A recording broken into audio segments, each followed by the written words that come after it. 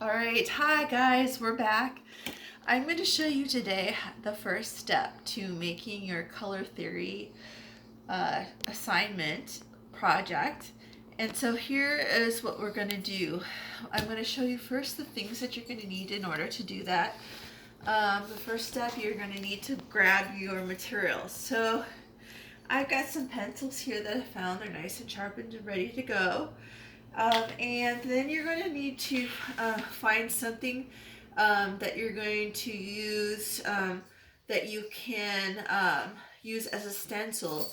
We're going to be overlapping the stencil, so we want to find something that's either like a circle shape or a diamond shape or a square shape that you're going to use to overlap. So what I found is I found these things lying around. They're like yogurt or other food item containers that are circular. And I picked different sizes. You don't have to use different sizes, but it makes your artwork look more interesting. So I have a couple different sizes here that I'm going to use.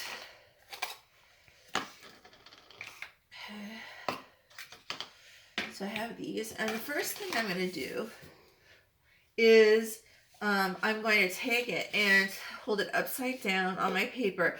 Now you're going to use an 8.5 by 11 paper. Most likely that's what you have. I found a piece of paper that's a little bit longer material in size, and I'm going to use that. It's a little bit thicker than just an 8.5 by 11 paper.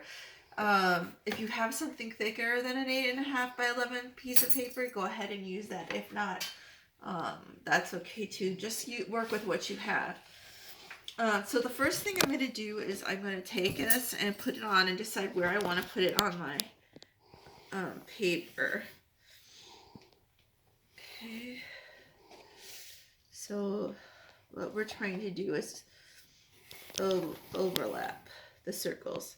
So if you can come over here and get a closer look, you can see, if you can zoom in, that the two circles overlap, so we have this section in the middle here. What we're going to do is we're going to be taking two colors. For example, this circle is going to be, let's say, red, which is a primary color, and this circle is going to be blue. Okay, and then when we put red and blue together, when we combine those two, we get what color in the middle. What a red and blue, when you combine them, what color did they make? Purple. Okay, so purple will be here when we color it in. So we'll try two more circles. We're going to overlap them. Okay. So I'm going to do this one. It's a smaller one.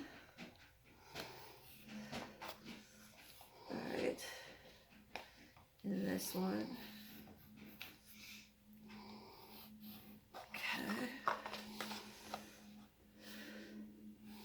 So I'm doing it in pencil first, because if I mess up, then I can always go over it. This one I'll do yellow and blue. When I mix yellow and blue, what do I get when I mix those two together? What's the middle color when I mix those two? I get green. Okay, so those are the colors that I'm going to be making with that. And I'll use another here.